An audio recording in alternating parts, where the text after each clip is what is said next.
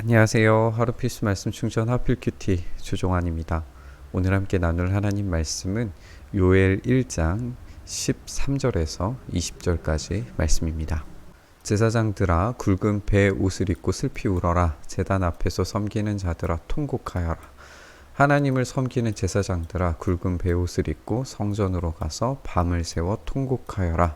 너희가 날마다 아침 저녁으로 하나님의 성전에 바칠 곡식 제물과 부어드릴 제물이 떨어졌다라고 이야기하면서 이제 성전에서 섬기고 있는 사람들에 대해서 이제 나오게 되죠. 제사장, 또 제단 앞에서 섬기는 사람들, 하나님을 섬기는 제사장들, 또 곡식과 부어드릴 제물들이 떨어졌다, 이런 표현을 봤을 때 지금 이 상황 자체는 성전이 아직 기능을 하고 있는 그런 상황이라는 것을 우리가 알 수가 있죠. 그래서 이 성전이 제대로 된 기능을 하지 못하게 된 이 상태에 대해서 금식을 선포하고 성회를 열고 모든 백성들을 불러서 주 너의 하나님을 성전에 모으고 주님께 부르짖어라 라고 그렇게 이야기하고 있는 것을 우리가 보게 됩니다. 슬프다 그날이여, 주님께서 심판하실 날이 다가왔다. 이제 우리가 요엘에서 중점적으로 보게 되는 것은 이미지 자체는 강력한 메뚜기이겠지만 이 메뚜기보다 더 우리가 집중해서 봐야 할 것은 사실 주님의 이 심판의 날입니다. 이 심판의 날에 어떤 일이 벌어지는지에 대해서 묘사하는 것이지, 이 요엘의 메시지 또 이미지 자체가 이런 강력한 두려운 메뚜기에 우리의 시선이 머물게 되면 우리가 정말 요엘에서 들어야 하는 메시지를 못 들을 수가 있어요. 이런 오해 또 오류를 버리는 것 중에 하나가 이제 우리 요한계시록을 읽을 때도 마찬가지인데, 이 요한계시록도 사실상 예수님께서 마지막 최후 승리를 이루시는 부분이 핵심 내용인데, 이 크고 두려운 이미지들에 사로잡혀서 진짜 들어야 하는 위로와 복음의 메시지를 우리가 잃어버린다면 이 요한계시록의 참된 메시지를, 그런 의미들을 찾을 수 없게 되는 것과 마찬가지 이야기입니다. 우리가 두려운 어떤 상황들을 만나게 되는 것은 사실이고 그런 일들이 반드시 벌어지게 될 날이 이 심판의 날 다가오게 될 겁니다. 이 심판의 날을 그래서 어떻게 이해해야 하는 것인가가 요엘의 메시지가 될 겁니다. 전능하신 분께서 보내신 바로 그 파멸의 날이 다가왔다라고 하면서 이 파멸의 날 어떤 일이 벌어지는지 이제 우리가 보게 되는 거죠. 곡식이라고는 구경조차 할 수 없고 성전의 기쁨도 즐거움도 없고 씨앗이 흙덩이 속에서 모두 말라 죽고 광마다 텅텅 비고 가물어서 거두어 드릴 곡식도 없고 창고는 폐허가 됩니다. 풀밭이 없고 가축들이 울부짖고 소떼가 정신이 없이 헤매며 양떼도 괴로워한다. 지금 오늘 이 본문에서 이 하나님의 파멸의 날이 다가왔을 때에 이 온 피조 세계가 전체적으로 다 고통받고 있는 것을 우리가 보게 되는 거예요. 하나님께서 만드신 이 피조물들이 울부짖고 헤매고 괴로워하는 것이 단지 이스라엘 백성뿐만 아니라 여기 안에 머물고 있는, 하나님께서 창조하신 세계 안에 머물고 있는 가축들과 모든 것들이 다 이 괴로움에 동참하고 있다는 거예요. 이것에 대한 아주 명확하고 정확한 이제 표현이 로마서 8장에 보면 이 만물이 이 하나님의 아들들을 기다리고 있다라고 하는 그 표현에서도 우리가 찾아볼 수가 있는데, 이렇게 하나님께서 만드신 피조 세계가 이 구원을 기다리고 있는 하나님의 아들들이 나타나서, 그러니까 완전한 그 구원의 날을 단지 우리만 기다리는 것이 아니라 온 피조 세계가 기다리고 있다는 것을 우리가 기억하는 것이 좋겠어요. 그러니까 우리의 신앙, 우리의 믿음이라고 하는 것은 단지 우리의 개인 구원일 수가 없습니다. 이 성전이 기능을 멈추고 온 피조 세계가 고통받고 있는 그 상황 가운데에서 이 두렵고 파멸적인 날이 다가왔을 때에 우리가 기대하고 기다릴 수 있는 것은 오로지 하나님의 긍휼과 은혜밖에 없다는 사실을 우리는 기억해야 됩니다. 그래서 주님, 제가 주님께 부르짖습니다. 불볕에 광야의 풀이 모두 타 죽고 들의 나무가 이글거리는 불꽃에 모두 타버렸습니다.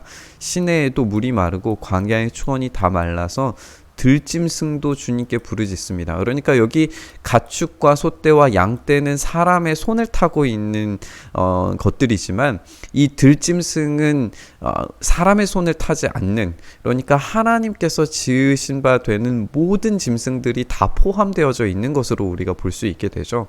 그러니까 자기들이 기르고 있는 식물들이나 그리고 기르지 않고 있는 광야나 들 나무들조차도 아예 사라져버린, 그러니까 모든 지금 피조 세계 자체가 일그러져 버리고 황폐화되어져 버린, 모두가 다 고통에 차 있는 시간이 바로 이 하나님의 이 시간, 이 진노와 심판의 시간이라는 것을 오늘 본문에서 보여주고 있는 겁니다. 하나님의 심판의 날이 다가왔습니다. 그날의 성전은 그 기능을 멈추고 하나님과 함께 만날 수 있는 기회가 사라졌습니다.